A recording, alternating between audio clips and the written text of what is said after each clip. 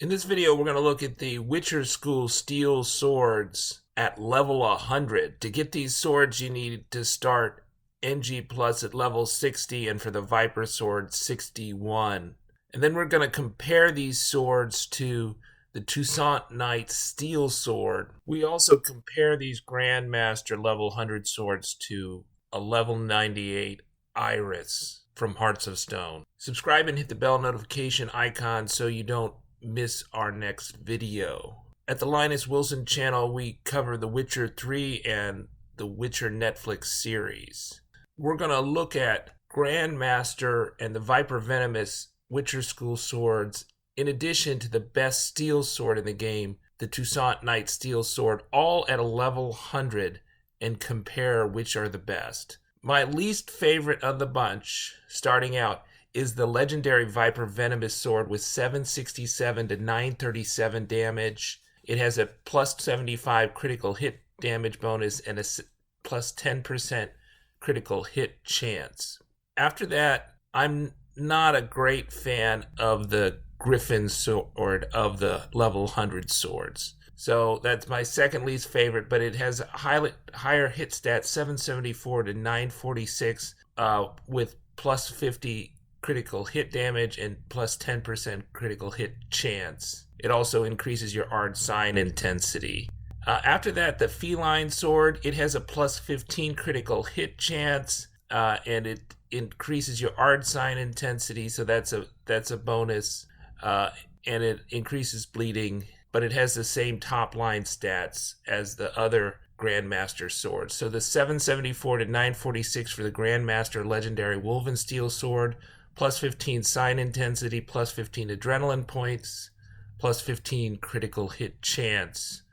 Now we're getting into my favorite of the Witcher School swords, and the Grandmaster Ursine Sword has that plus 100% critical hit damage bonus and plus 5% critical hit chance, and it gives you the plus 25 adrenaline point gains. So I really like the critical hit bonus, although the chance is not that much better.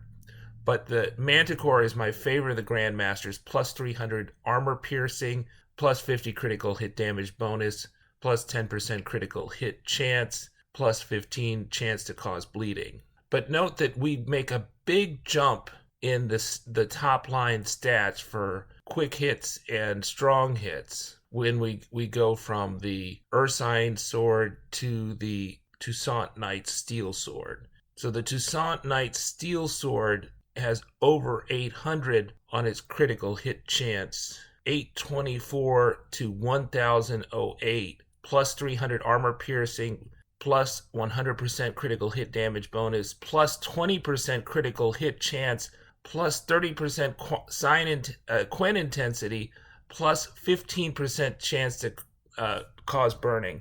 So in its bonuses and its armor piercing and its top line stats, it is superior to all the steel swords at the Grandmaster level. So the Toussaint Knight Steel Sword is much better than a Witcher School sword of a given level. And, I think you could get the Toussaint Knight Steel Sword at level 100 if you started NG Plus at level 55. I think it's typically level 45 in your first playthrough. Now, I'm going to mention Iris because everybody says, what about Iris? What about Iris? And it does have a great cutscene at the end of Hearts of Stone. And, if you had bought Hearts of Stone and not owned Blood and Wine, then you might be tempted to say it's the best steel sword in the game. But once the Blood and Wine DLC came out, it's nowhere close to the best steel sword in the game. The Grandmaster level Witcher swords are much better, and the Toussaint Knight Steel Sword is much better than Iris. So I wouldn't put it in my top 5 list of the best swords in the game, not including the Witcher School swords. And we'll see its top line stats are much worse. So to get it at level 100, you have to pretty much start at NG Plus at something like level 64 or something. So this particular one is 766, 936. It's a level 98 sword. So I would have had to start NG plus 2 levels higher to get it 100. So it is disadvantaged there. The problem is that it doesn't have any really good bonuses associated with it.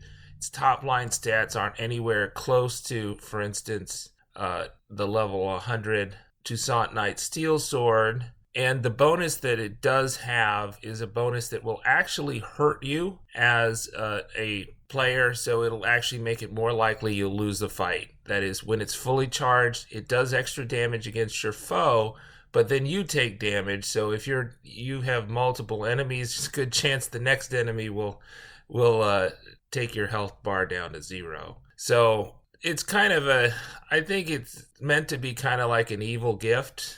Right, Olgir's kind of an evil guy, just the same way that, like, if you get the saddle and you let Olgir die with Gontaro Dim, that looks kind of evil, kind of smoky, makes your horse look kind of evil, even though it's a pretty good saddle. And I personally, if it weren't for the Viper Venomous sword, I would go with the saddle over Iris every day of the week. I pretty much would I'd go with the saddle over the Viper Venomous sword because you're going to get a level 40 Grandmaster sword right after that, and the Viper Venomous silver sword is not that good. All right, subscribe and hit the bell notification icon. I'm Linus Wilson. We cover The Witcher 3. Bye-bye.